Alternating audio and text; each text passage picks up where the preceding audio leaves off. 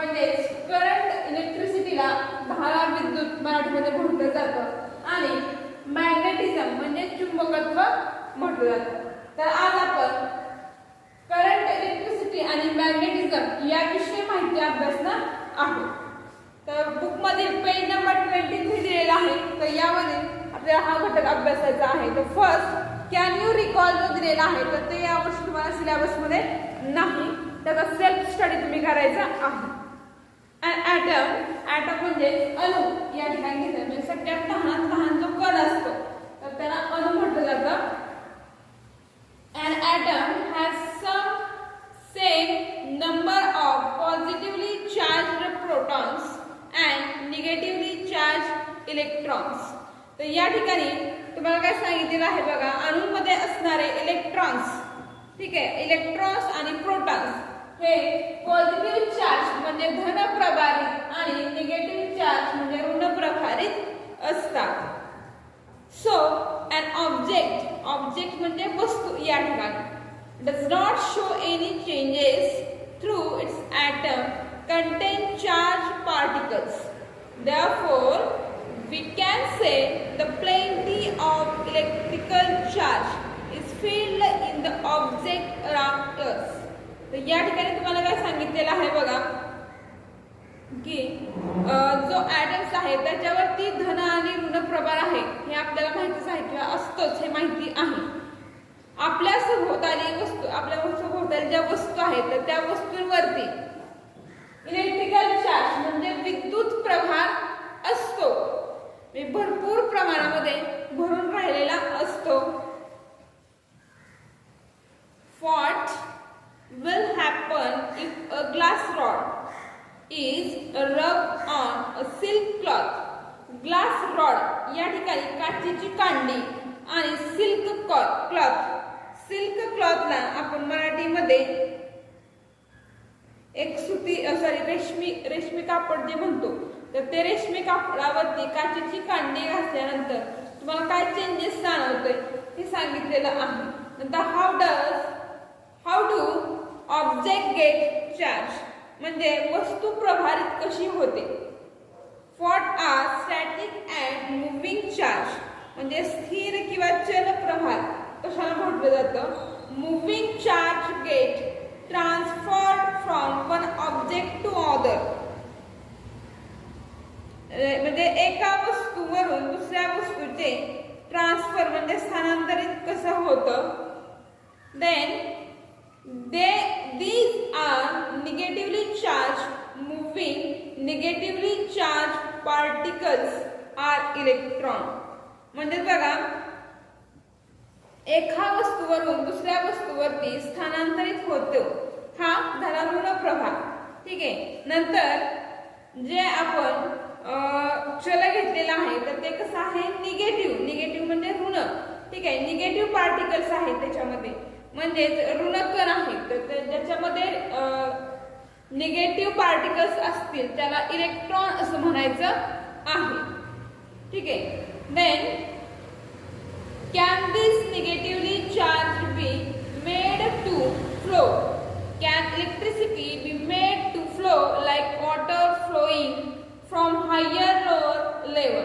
तर या ठिकाणी तुम्हाला पुस्तकामध्ये काय सांगितलेलं आहे बघा, तर पाणी जसं उंचावरून खालील भागाकडे वाहतं, ठीक आहे. असं तुम्ही कधी बघितलंय का पाणी वरतीच वाहत गेले नाही, पाणी नेहमी उंचावरून खालच्या दिशेनंच येत असतं.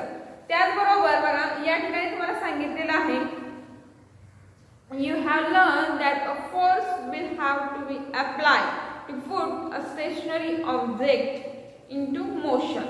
We get current electricity when the electron in an electrical conductor are made to flow, ठीक आहे.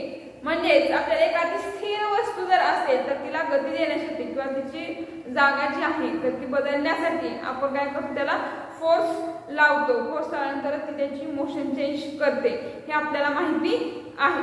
म्हणजे एखाद्या वस्तूवर इलेक्ट्रॉन्स जर गतीनं वाहत असतील किंवा तर त्याला आपण काय म्हणतो बघा, करंट इलेक्ट्रिसिटी असं म्हणतो.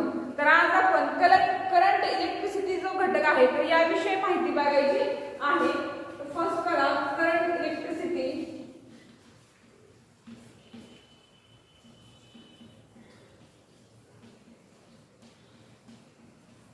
म्हणजेच धारा विद्युत.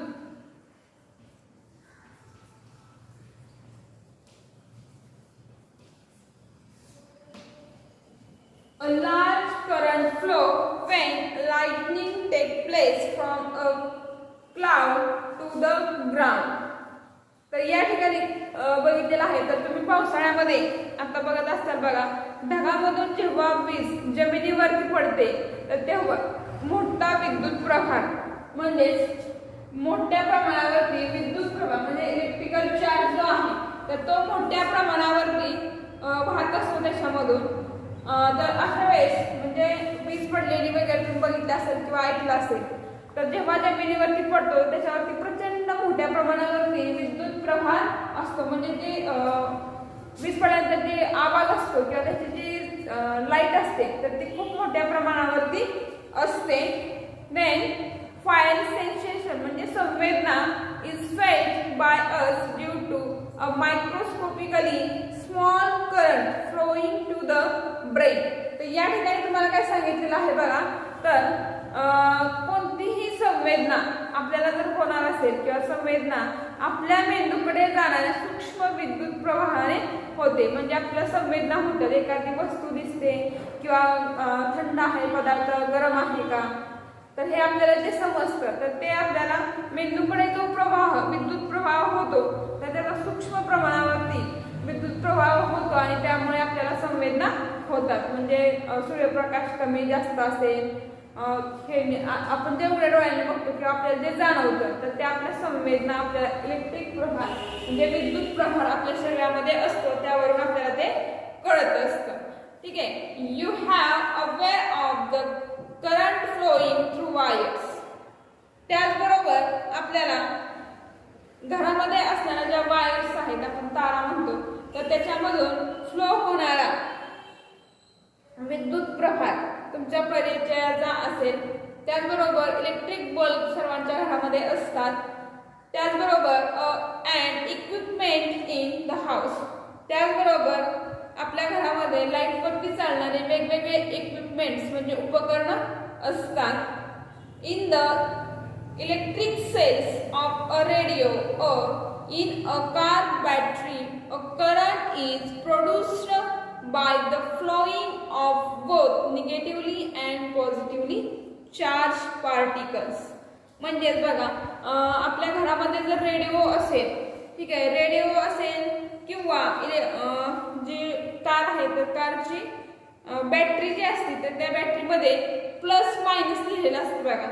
म्हणजेच प्लस आणि मायनसचा अर्थ काय, तर एक धन प्रभारित आणि ऋण प्रभारित अशा दोन कणांच्या वहनामुळे त्या ठिकाणी इलेक्ट्रिक चार्ज जो आहे तर तो तयार होतो किंवा करंट जो आहे तर तो करंट त्या ठिकाणी तयार होत असतो.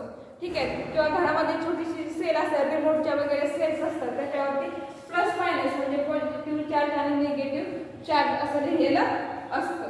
आता पुढचा जो पॉइंट आहे तर तो बघूयात आपण. Next point is electrostatic potential. Electrostatic potential म्हणजे विद्युत स्थितिक विभव. विद्युत स्थितिक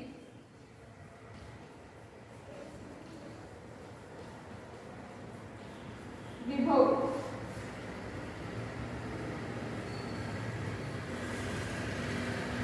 तर बघा, वॉटर पाणी सर्वांना माहित आहे. और लिक्विड म्हणजे द्रवरूप पदार्थ कोणतेही तुम्ही याच्यामध्ये घेऊ शकता.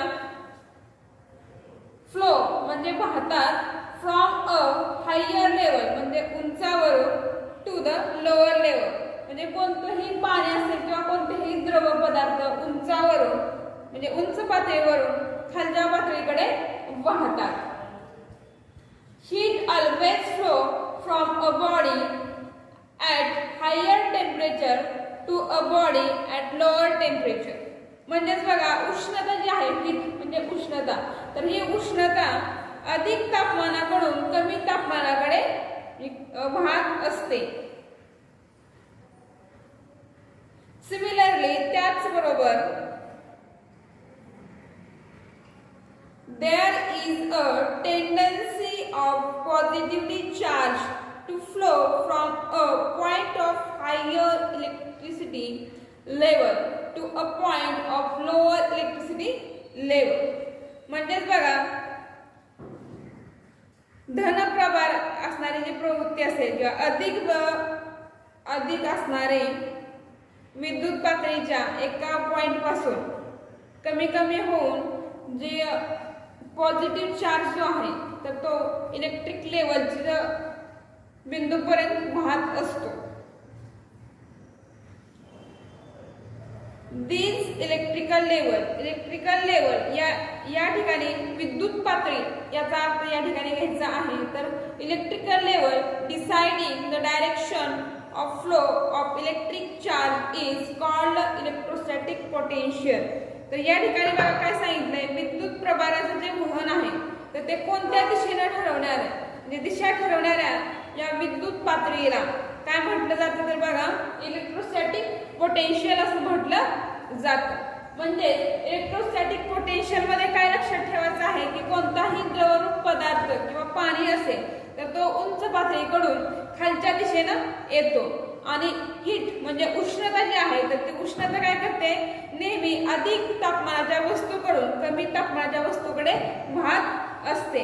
त्याचप्रमाणे जे धनप्रभारित असतील म्हणजे पॉझिटिव्ह चार्ज असणारे विद्युत पातळी जी असेल किंवा इलेक्ट्रिक लेवल जे म्हणतो तर ते बिंदूपासून कमी बिंदूपर्यंत वाहण्याचं म्हणजे हायर लेवल पासून लोअर लेवल पर्यंत पाहण्याचं काम करत असते. आणि जो विद्युत प्रभार आहे म्हणजे इलेक्ट्रिकल चार्ज जो आहे तर त्याची जी फ्लो होण्याची जी दिशा ठरवण्याचं काम हे इलेक्ट्रोस्टॅटिक पोटेन्शियल करत असतं.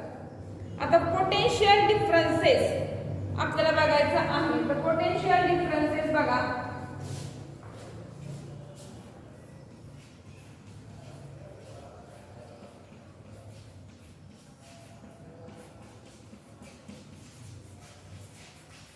पोटेन्शियल डिफरन्सेस म्हणजे विभवांतर. तर याविषयी आपण माहिती बघूया. तर या ठिकाणी काय सांगितलं बघा, सिमिलर म्हणजे सारखेच असणारे similar to the height of a waterfall the temperature differences of hot and cold bodies the differences between the potential of 2 points that is potential differences is interesting to us. तर या ठिकाणी आपल्याला काय सांगितलेलं आहे बघा, वॉटरफॉल म्हणजे धबधबा जो आहे तर धबधब्याची उंची, ठीक आहे, धबधब्याची हाईट म्हणूयात आपण. आणि कोल्ड किंवा हॉट बॉडीज म्हणजे थंड किंवा उष्ण तापमानाच्या ज्या वस्तू आहेत याच्यामधील असणारा डिफरन्स. त्याचप्रमाणे दोन बिंदूमध्ये, ठीक आहे, दोन बिंदूंच्या विभवामध्ये म्हणजे पोटेन्शियल मध्ये असणारा फरक म्हणजेच पोटेन्शियल डिफरन्सेस म्हटलं जातं. म्हणजे थंड किंवा गरम यामधलं जे अंतर आहे का यामधला जो फरक आहे एका बिंदूपासून दुसऱ्या बिंदूपर्यंतचा जो फरक आहे तर त्याला पोटेन्शियल डिफरन्सेस म्हटलं जातं. ठीक आहे. आता पुढचा ट्राय दिस जे दिलेला आहे तर ते यावर्षी तुम्हाला सिलेबस मध्ये नाही, त्याच्यामुळे जेवढा आज भाग शिकवलेला आहे आज आपण काय शिकलोय, करंट, इलेक्ट्रिसिटी, इलेक्ट्रोस्टॅटिक पोटेन्शियल आणि पोटेन्शियल डिफरन्सेस एवढा घटक अभ्यासलेला आहे. सगळ्यांच्या लक्षात आला असेल बघा. सर्वांनी काय करायचंय, याचं वाचन करायचं आहे म्हणजे तुमच्या अधिक लक्षात राहील. आणि जेवढं तुम्ही जास्त वाचाल तेवढं तुमच्या स्पेलिंगचं पाठांतर पण होऊन जाईल आणि उच्चारामध्ये सुद्धा सुधारणा होईल. थँक्यू.